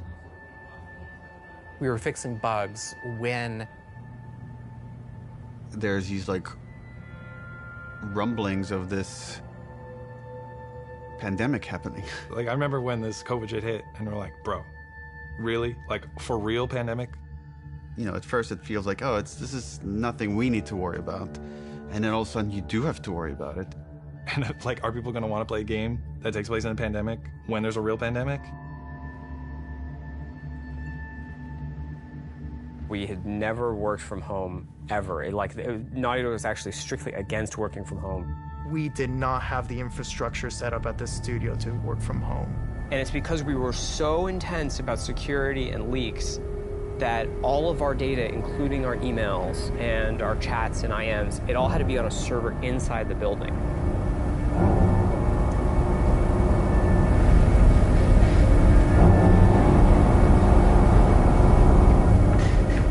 We were like air-gapped from the outside world. The operations team, the IT team, our engineering team, they all had to coordinate in a very short period of time to get us working from home. We don't even know when the game can come out. Sony was like, we don't know if we can physically ship this product with like the supply chain and stuff. We had to come out and say, the game can come out in this date, and we don't even know when it will come out. It's delayed indefinitely. So a lot of our most hardcore fans are angry with us. Around the same exact time, we started having these leaks. We're like, we didn't put out this video. Like, where is this coming from? It's a video from one of our reviews, so you could hear the notes, and people that can't attend the meeting can watch it after the fact. We store all these videos on our server. Did it come from the inside? Someone with a Naughty Dog? My first thought was, this isn't like a developer leaking this, isn't it? This isn't someone on the team. It's this person in the Netherlands downloaded terabytes of videos through a back door in the server. And then this is where we made a fatal error. Let's close this back door. And then this person put out everything. A video goes up on YouTube, and I don't remember what the first video was, but it was something relatively benign. But they weren't like super important scenes. You know, they were like little clips, and it was like, okay, that's a little weird. What is that? All out of order and stuff. And I was like, oh, that's bad. And you kind of wanted to just say, stop, wait, don't watch it. Like, you're gonna ruin things for yourself. There's YouTubers I've watched for years, and they're making entire videos, and the title is like, fuck Naughty Dog. And fuck The Last of Us Part 2. There's just all this negativity and no positivity because no one has played the game. They just have these videos out of context and all these rumors mixed with them. Abby is playable. They thought Abby was trans because she has muscles. Here's the ending if they kill Ellie. And then it just turned into this whole political thing. Oh, Naughty Dog's they're doing this political shit. And then I get this text from Evan. They just posted Joel's death. And my heart sinks. I can't even describe this feeling. It's just this like dread. It's almost like you just heard someone you care about died. I don't know, that's the closest I could come to. I thought Troy would be looking at that and be like, you see, you were wrong. He said, do you think we did the right thing? And I said, I don't know, Neil. I haven't played the game yet. I was livid. I was real angry. I'm bombarded with hundreds of negative comments, death threats, anti-Semitic comments. It's putting me in a deep depression. There's some stupid stuff that's like, you're a feminazi, you're whatever shit like that, but it's like some stuff was really like, you know, disturbing. The hatred, I think, that was behind it. I was sad. Like, there were a lot of days where I would just cry. Every time I went online, it was just, that's all I saw was death threats and threats of violence. And the worst of it, the really like hardcore death threats got passed along, and they, you know, made sure that they weren't anyone that like lived close by. Yeah, they were like threatening my son, you know, who was born during all of it. And yeah, it was rough. It was rough. But, you know, more than anything, it just kind of like, it kind of like taught me to kind of keep a distance, you know?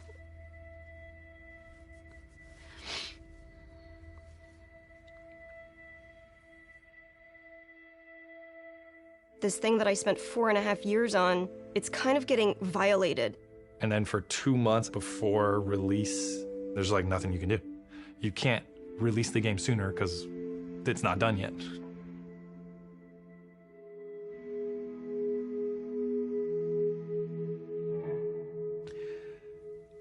And that was the lowest point in my life. I'm working on the game towards the end at home by myself, feeling very alone. And I said, who am I doing this for? Like, why? It's too much. And I barely squeaked by. And then we were able to finish it. And, we sent it to reviewers, and reviews are through the roof.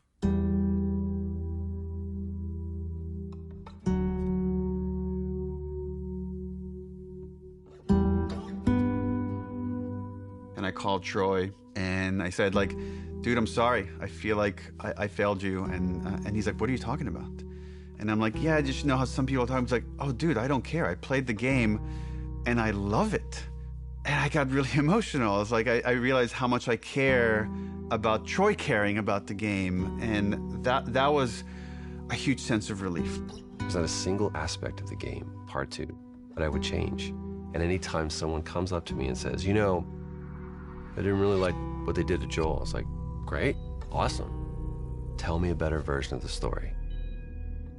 And to this day, they still can't. It was a traumatic experience for myself and many people on the team, and the kind of hate we got because of those leaks will stay with me forever. And I can't even describe how angry I was of what the damage this person did to us. I want them punished in every sort of way. I wanted this to be this villain. And this person is like, in their 20s or whatever. They live with their parents. And it's a fan. And then when we delayed the game indefinitely, this is what they said, is like, I wanted to force Naughty Dog's hand. I wanted to force them to release the game. So I thought if I just put out all the videos, eventually they'll put out the game, which again was never an option for us. And I remember sitting there, sitting in my anger, and then slowing down and just saying, okay, if anybody should take the lesson from Last of Us Part 2, it should probably be us. Just let it go.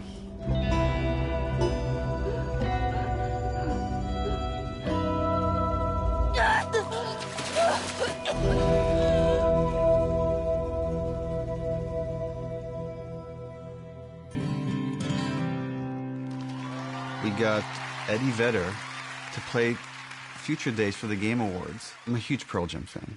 Really? Yeah, I know. So shocking to many people. What a fascinating way to tell a story. It's just getting better and better all the time. And I really appreciate the way that Future Days was used, especially bringing Joel and Ellie together, connecting through music. It was cool to be part of it. So thanks for having me, and enjoy the rest of the show. How lucky am I? How cool is this? This person that I've admired since I was a kid is now mentioning this game that we all made. And then we started winning award after award after award. I wanted that validation for the team. Everyone at Naughty Dog, I can't wait to hug and high five and get drunk with each one of you. That's going to have to wait till next year. And more than anything, and I know that I speak for the whole team when I say this, we'd like to thank our friends and family that stood by us and supported us throughout us making this game. You inspire us not only to make better, more meaningful games, but to improve how we make games.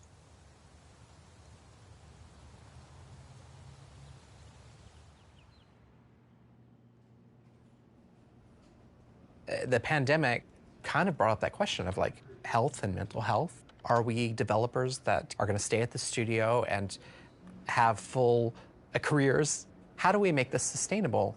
I chuckle in retrospect just how absurd the failure of trying to alleviate crunch was. If you have great processes and you're super organized, that doesn't fix crunch. What that does is it allows you to make a bigger game.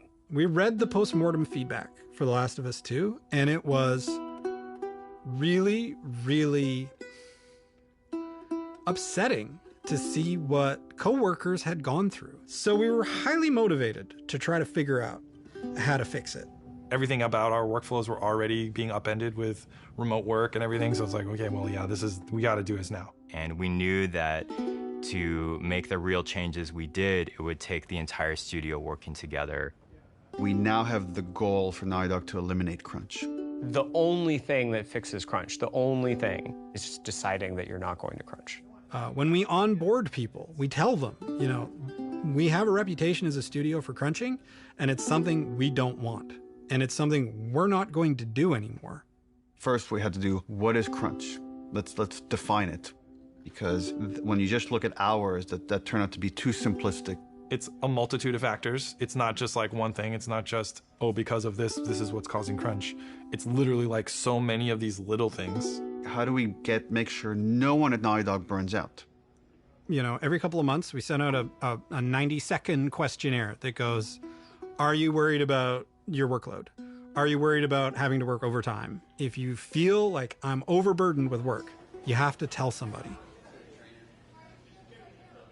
We used to, as a studio, when we were getting close to shipping a game, bring in dinners for the whole studio.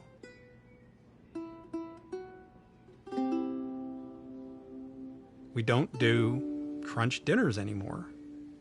Being able to work from home is hugely helpful for me, for my mental health.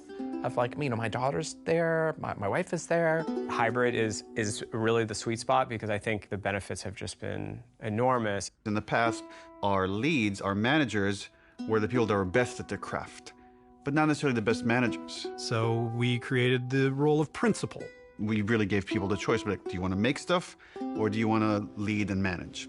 And Arnaldo is now a lead designer here. Now I'm responsible for a team, and I really enjoy that. And being able to share that knowledge and kind of work with someone, even if they're more experienced than me, and it's been great so far. We have a very large and robust production department now that we didn't have. Holding us accountable when we make a decision, when it's just everyone going, yes, more, yes, better, yes, polish, polish, polish, tallying that up and going, okay, well, this is the result. Now you're not in your ship date anymore. It feels so much like a different studio. I hope that we can keep changing for the better and make sure that we're making the games that we want to make, that we're really passionate about, that we don't stop doing that. We want self-driven, healthy designers. Yes, we want to have it all. We want to have it both. And can we do that? That'll be the question, I guess.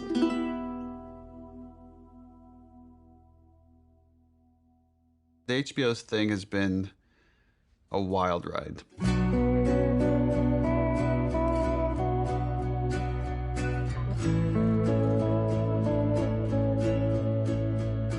I just wanted it to be good. Dude, if it just comes out and it's a good show,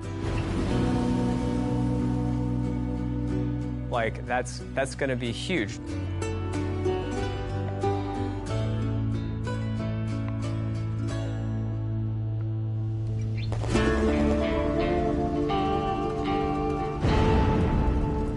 I'm sure it will be very different when I actually see Abby being portrayed.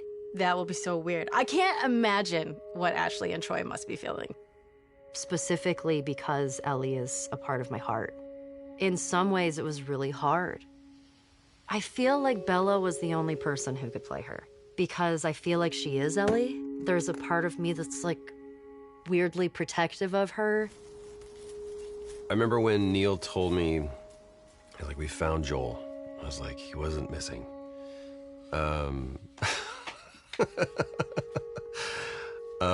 He goes, Pedro Pascal. And I went, oh, we're bulletproof. It felt like Craig and Neil together saw that this was a story about humanity, and they made it a story about humanity. We got Frank. Who knew that was waiting? Craig's screaming from the sidelines going, I did. When Neil and Craig asked me to play Ellie's mother, Anna, it made me so happy. And I'm crying, so it doesn't seem like it, but it was symbolic in so many ways to me. Being able to sort of bring Ellie into the world, be the first one to fight for her,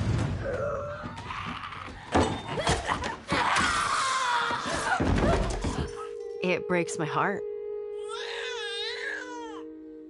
It felt like on the other side, we could get this story to people that will never play a video game. My mom is watching the show, and like, she can enjoy this story and she can be a part of it. And she's so excited I'm working on season 2 and getting to see that.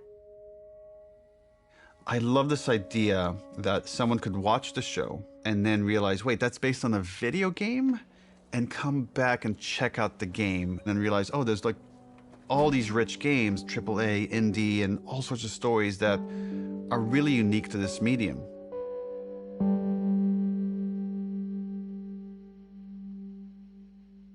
I did some other interview where someone asked me about The Last of Us and would there be any more stories or something. And I mentioned, like, you know, we have written a story that takes place after Last of Us 2 that stars Tommy. And I hope one day we get to make it. And the headlines across the industry were like, Naughty Dog has outlined Last of Us Part 3.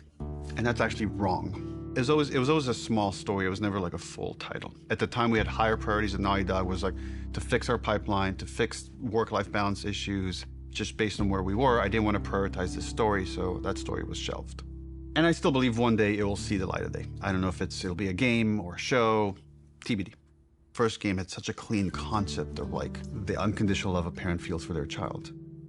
The second one, once we landed on this idea of the pursuit of justice at any cost, justice for the ones you love, it felt like, oh, there's a clean concept here, and there's a through line from the first game about love. If we never get to do it again, this is a fine ending point. And right, last bite of the apple, the story's done. The great thing about working at Naughty Dog is that we don't have to. It's always like, we would love another Last of Us, but if you guys feel like are passionate about something else, we'll support this other thing. Very privileged position to be in. I never take that for granted. I've been just thinking about, okay, is there a concept there? And for now years, I haven't been able to find that concept.